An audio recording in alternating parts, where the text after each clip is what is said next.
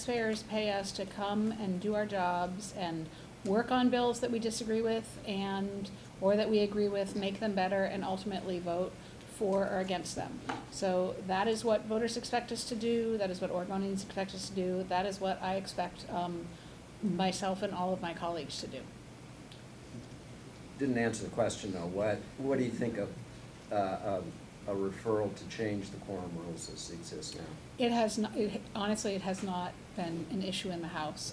Again, I really do assume good intent with our colleagues, and unless Leader Drazan, has anything to say to disagree with that, I assume that the House will continue to show up and work, because that has not been an issue for us. Well, but if you're going to change the Constitution, I mean, it was an issue for you when the Senate walked out, because you couldn't pass legislation at that point. It could be potentially an issue.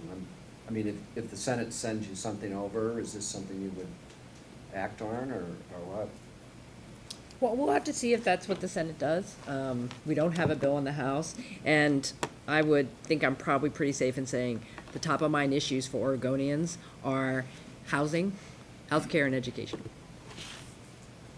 So my thinking on that issue, as you can imagine, is that a referral to the people of a change in Oregon's quorum rules is short-sighted. I mean, it really requires a teeny bit of historical context to remind all of us that it wasn't that long ago when our governor was minority leader in the Senate that Democrats walked. And the entire state cheered their courage. Democrats across the state raised up a cheer in support of Democrats using the exact same maneuver that Republicans used this session. Again, as I said in the beginning, I view any disruption of quorum to be a breakdown of the process, and it is not something that anyone wants. But I do think that it's kind of a little bit politically expedient to act like what's good for the goose isn't good for the gander on this particular issue. And I would say whenever people tell me that this is a job and just show up and do your job, I would say that that the workplace that we exist in, we do this in service to our state. And we do this because we care about our communities.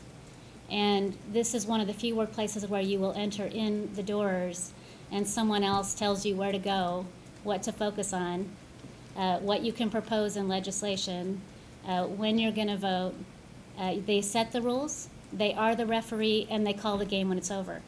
That is not exactly going in and clocking in and producing, a report for somebody. I mean, that is not the same thing. We are advocates for our communities, and we're equal advocates for our communities. Nobody on this panel employs me. I work for the people of Oregon. I don't work for the speaker, and nobody works for me. These folks are independently elected in their communities. And so my job is not to serve their agenda. My job is to serve Oregonians. And your job is to do, and all of our job is to do that by showing up and doing our job. And in some case, serving Oregonians means using all of the tools in the toolkit. And in the case of this issue of temporarily disrupting access to quorum, that has been used by Democrats in the past, and it was used by Republicans recently. It should not be used. I wish it was never used, but I do not think that that is cause for a constitutional referral on this issue.